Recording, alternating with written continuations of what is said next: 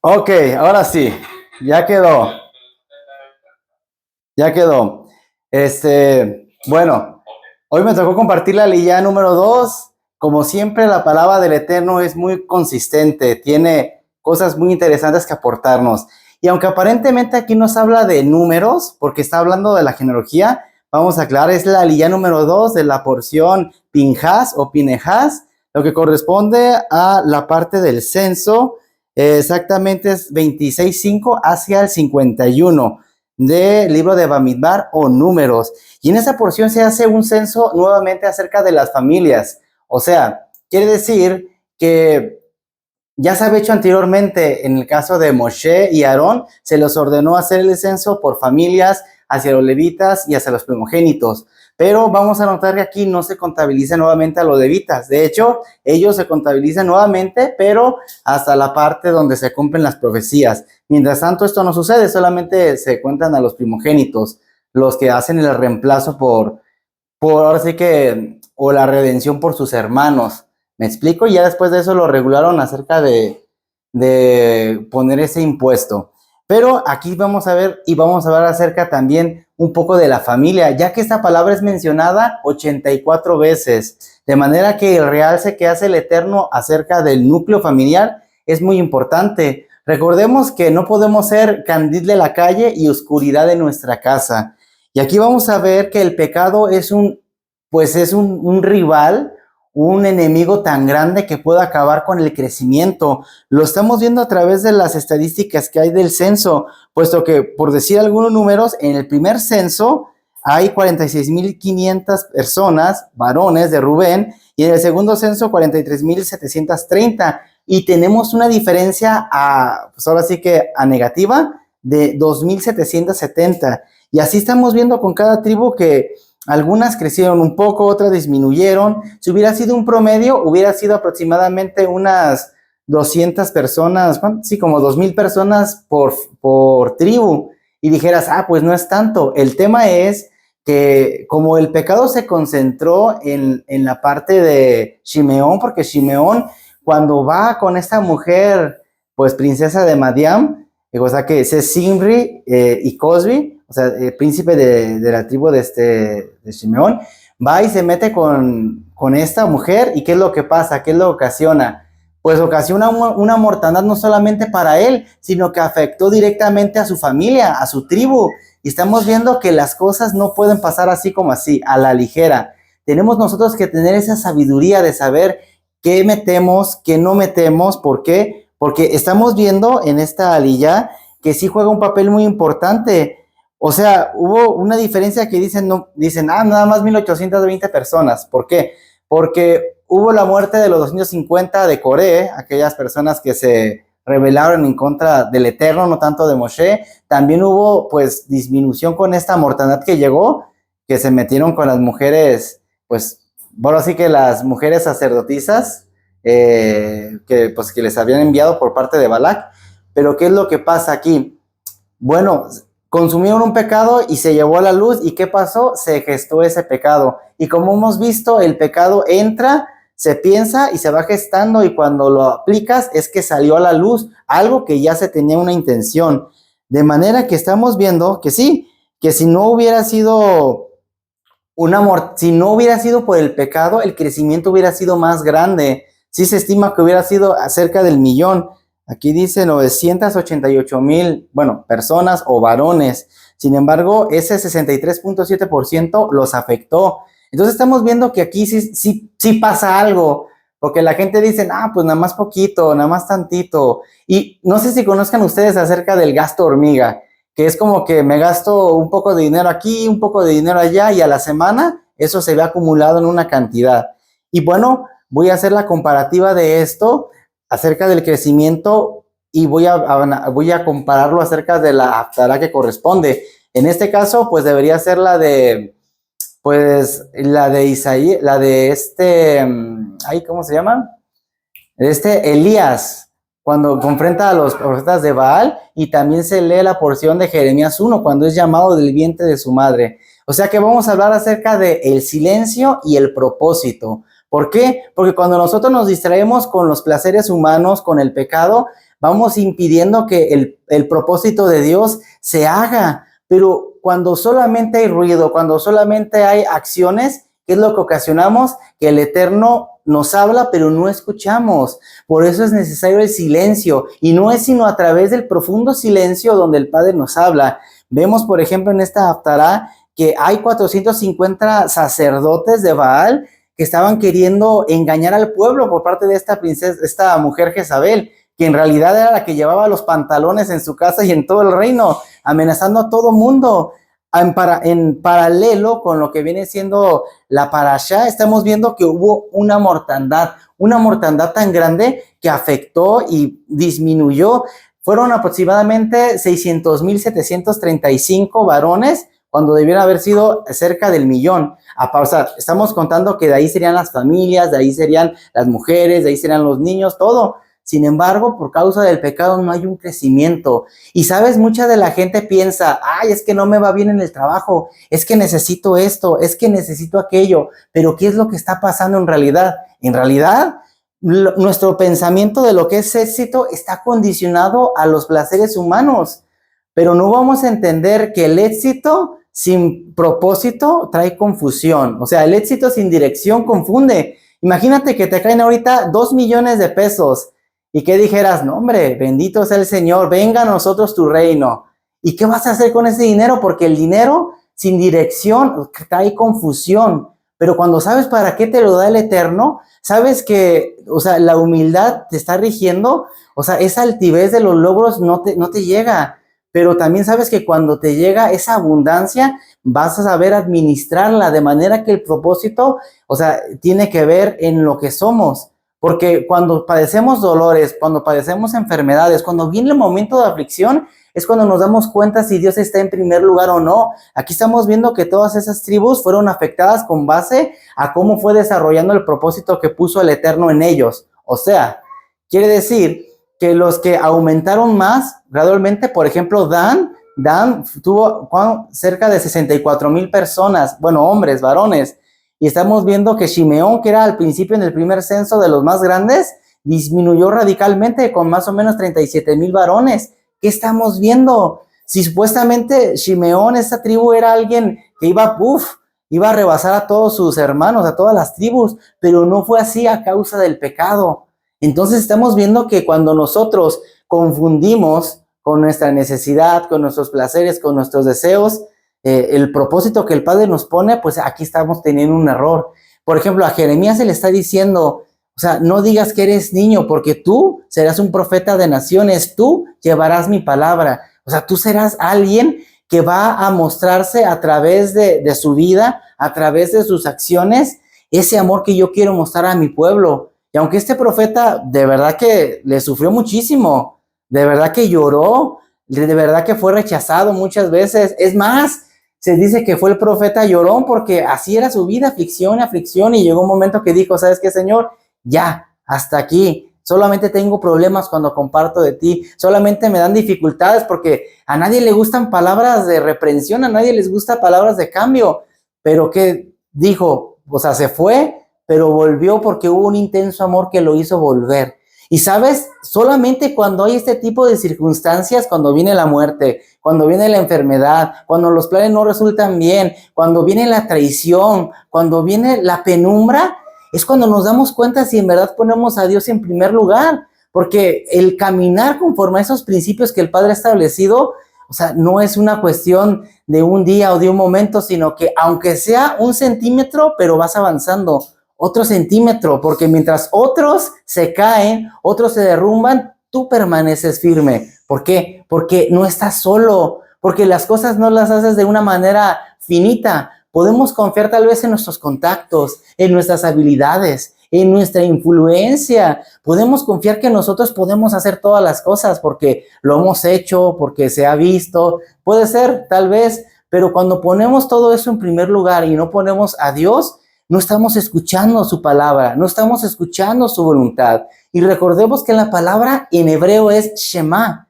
Escuchamos Shema Israel, Adonai Eloheinu, Adonai Echad. O sea, escucha Israel, el Señor nuestro Dios El Señor uno es. Pero ese escucha es con la intención de llevar a cabo las cosas. Si no las llevas a cabo, no escuchaste. Y cuando nosotros hacemos las cosas de manera cotidiana, de manera o con mis fuerzas, lo estoy limitando, estoy apoyándome en mi propia prudencia. ¿Y qué pasa? Se dice en la palabra que hay una maldición, pero más que maldición es una consecuencia. ¿Por qué? Porque cuando no nos conectamos con el Eterno, no podemos escuchar lo que Él quiere que hagamos y mucho menos podemos llevar a cabo el propósito que Él nos da. Este profeta que mató a esos 450 profetas de Baal, o sea, que los llevaban a la idolatría, Eliseo, este hombre, después de hacer esa matanza, nomás resulta que le dice la reina, ¿sabes qué? Te voy a matar, y ya, le da la depresión y dice, ay, me voy a matar, y todo asustado y todo así, pero ¿por qué? Inclusive se va al desierto y va ahora sí que buscar al Eterno, pero en no cualquier monte, sino el monte Sinaí. Y cuando está ahí, o sea, es alimentado por cuervos, el Padre le provee, pero le pregunta, ¿qué haces aquí? Tú deberías estar allá haciendo esto, haciendo aquello, o sea, denunciando mi palabra para lo que te he mandado. Pero ¿qué estamos viendo? Un momento de dolor, un momento de aflicción, entre tanto ruido, entre tanta acción, entre tanta violencia, porque Pinhas cuando hizo este acto, fue un acto de justicia en efecto, pero fue un acto de mucho ruido, fue un acto donde está ahora sí que todo muy turbio. ¿Y qué se necesita en esos momentos? Paz. Pero no somos capaces de conectarnos con el Eterno cuando este no ha sido el primero en nuestra vida. Es en ese momento donde se ve si en realidad lo es o no lo es. Así que cuando va este profeta y se mete a esa cueva, dice que pasa un estruendo, pasa un fuerte viento, pero Dios no estaba en el viento. Luego dice que hay un terremoto tan grande, pero Dios no estaba ahí. Estas cosas ya habían pasado anteriormente, pero lo que no pasó, o sea, lo que no había pasado fue cómo se le mostró. Dice que fue en un susurro apacible, o sea, en el silencio. Y cuando estamos nosotros en esa condición, es cuando nosotros tenemos un encuentro con el Padre y al mismo tiempo con nosotros mismos. Es como vernos al espejo y encontrar el sentido por el cual el Padre nos ha creado. Nosotros no podemos manifestarnos en totalidad quiénes somos hasta no alcanzar el propósito que el Padre nos ha puesto. Pero esto no va a venir a través del dolor. O sea, si quieres fuerza, necesitas pasar por la prueba, por la aflicción. Si quieres ahora sí que una fortaleza, una unción, lo que se necesita es pasar por el desierto y mantenerse en él. No se va a lograr de otra manera. Es por base de los procesos donde nosotros vamos a entender y el crecimiento se va a dar. El crecimiento es solamente un resultado de una cercanía con el Eterno, de una relación constante. Entonces vamos a ver que todos los grandes hombres de Dios tuvieron esta única y exclusiva, se puede decir, exclusiva característica que caracteriza a todos los hombres de Dios. Todos, no hay uno que no, y aquí creo que me pueden decir si sí o no, pero no hay ninguno.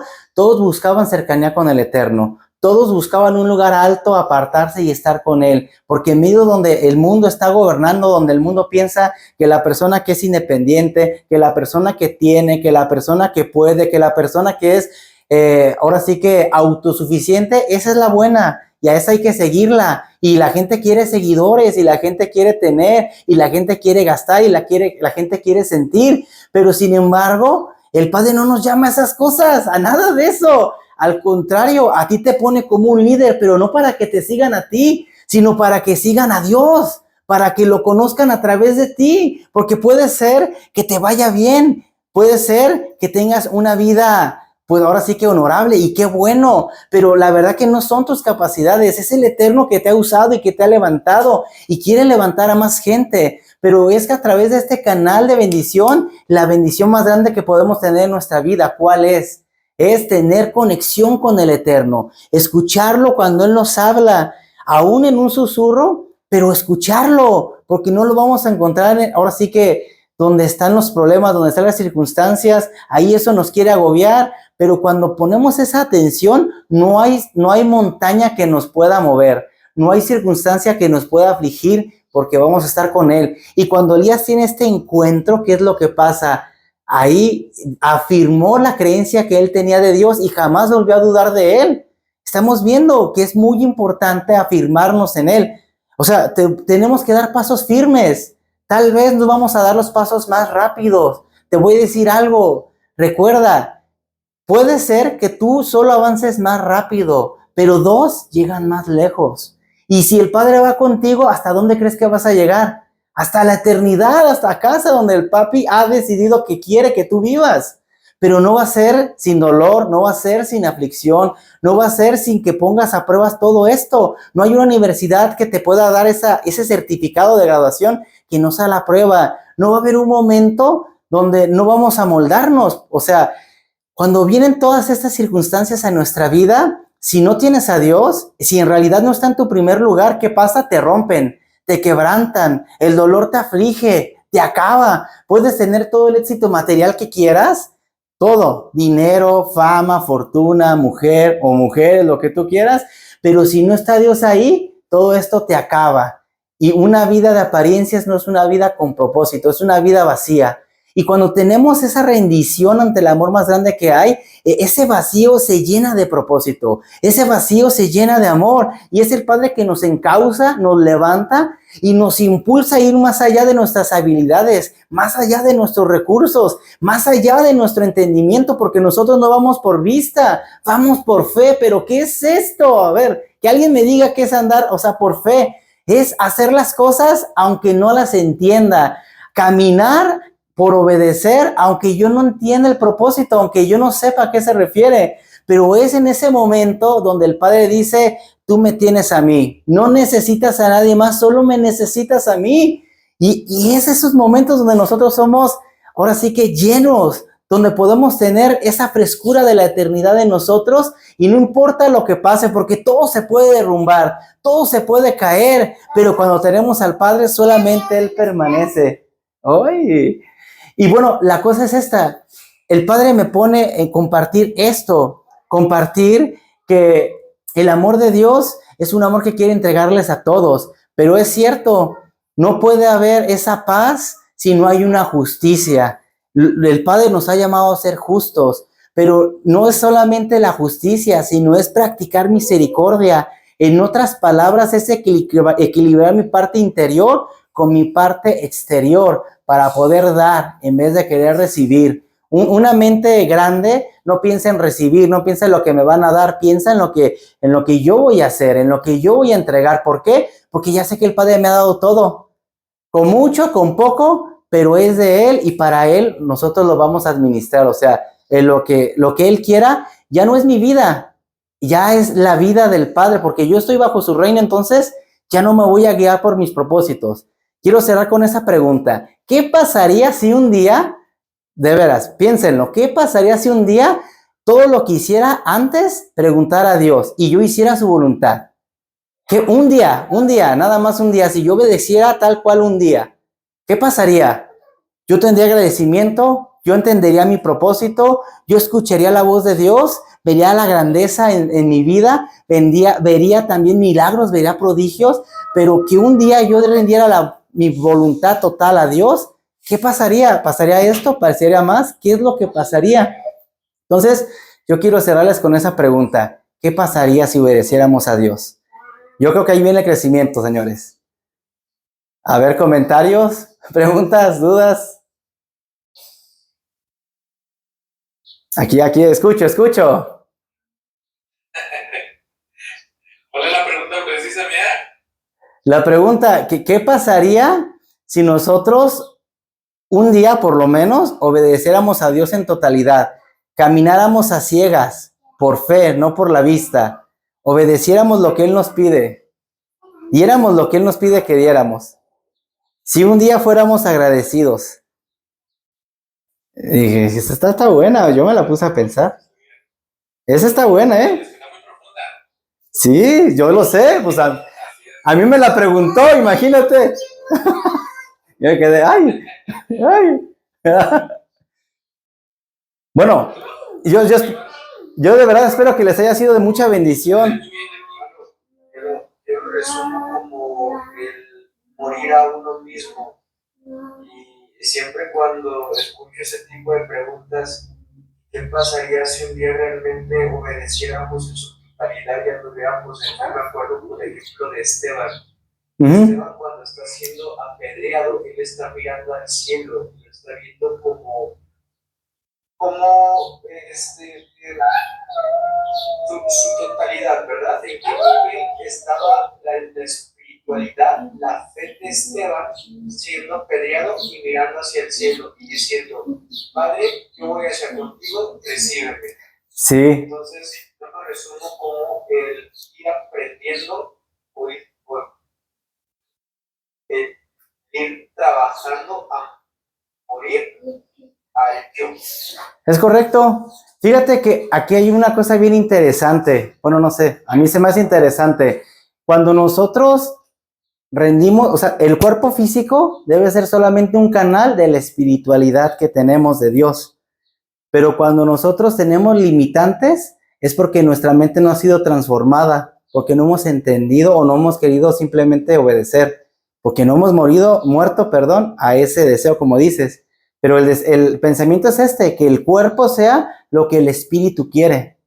Y mientras nosotros nos veamos frustrados o obstaculizados, quiere decir que esas partes no las he rendido a Dios, porque mi ego me sigue dominando.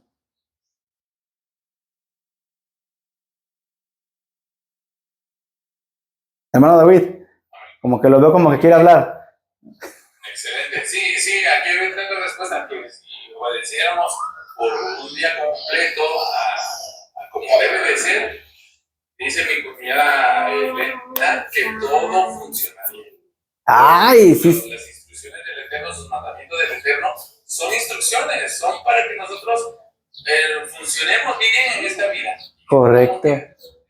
Esa es una de las respuestas también. Amén, hermana. Sí, bien correcto. Todo se alinearía a como debe de ser. De hecho, muchas cosas pasarían inclusive en la naturaleza. O sea, el ambiente cambia. A eso voy. Estaba escuchando un científico, a ver, un científico judío, que él dice que todo se rige por energía. Y decía él que el cuerpo humano aún se rige por energía. Correcto. Que esa energía trasciende aún a las capas de la atmósfera. La atmósfera terrestre, esas energías. Dice que si tuviéramos que el ser humano, Dios nos creó con una energía para producir luz. Y esa luz, decía él, que esa luz solamente lo ves espiritual y lo ven los espirituales. Y en lo espiritual, ¿quién es? Que los ángeles y los demonios. Y que desprendemos luz energética. Y es cierto. Una vez que subí a un elevador llegando aquí, y me acuerdo que en el elevador se subieron unas personas. Yo tenía mi vista abajo viendo un libro, pero cuando estas personas se subieron hubo una energía negativa que ellos transmitían, y yo lo sentí sin ni siquiera mirarlo. Entonces transmitimos esa energía y trasciende al universo. Claro que trasciende al universo la energía. Hay un principio que se llama Shalom Bait. En el judaísmo se entiende así. O sea, ese microorganismo o microuniverso que nosotros generamos, si nuestro hogar nos sentimos seguros, nos sentimos refugiados, quiere decir que está reinando el Eterno en nuestras vidas, porque es nuestro donde estamos. Pero por cualquier lugar que vayamos, es ese organismo que lo llevamos nosotros. Quiere decir que mientras otros quieren brillar, nosotros lo hacemos, pero no es la luz propia, es la luz de Adonai, la luz del Padre que la reflejamos. Esa es la diferencia, porque el mundo quiere brillar, pero por sus logros, por sus hechos, por lo que tienen. Pero como nosotros no deseamos esas cosas, lo que brilla es Dios. Está muy interesante. Bueno, vamos a continuar. Bueno, continuamos. Adelante, Manny. Ánimo, ánimo. Nos sentimos en esta muy bien, Alexi. Ánimo. Gracias, un placer. Voy a hacer la cortita, como toda la salilla.